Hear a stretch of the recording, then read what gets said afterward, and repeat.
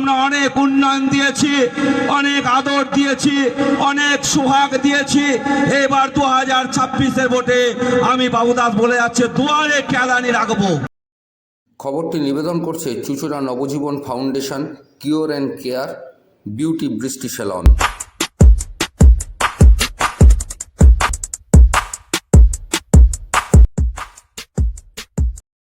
সোমবার বীরভূমের বোলপুর পুরসভার 1 নম্বর ওয়ার্ডে তৃণমূলের কর্মী সম্মেলনে বক্তব্য রাখতে গিয়ে 1 নম্বর ওয়ার্ডের কাউন্সিলর সঙ্গীতা দাসের স্বামী বাবু দাস এক বিতর্কিত মন্তব্য করলেন।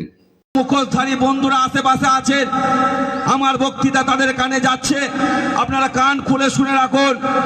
আমরা অনেক উন্নয়ন দিয়েছি, অনেক আদর দিয়েছি, অনেক সোহাগ দিয়েছি।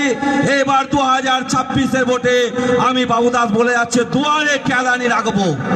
বিজেপির যারা করবে, যারা মা বোনেদের লক্ষ্মী ভান্ডার বন্ধ করার চেষ্টা করবে, যারা বাংলায় এই 1 নম্বর ওয়ার্ডের দাঙ্গা লাগাবার চেষ্টা করবে, তাদেরকে ডান্ডা দিয়ে ঠান্ডা করে দেবে আমার এই মহিলা তৃণমূলের কংগ্রেসের কর্মীরা। কোন রকম তারা তাদের সঙ্গে আপোষ করবে না।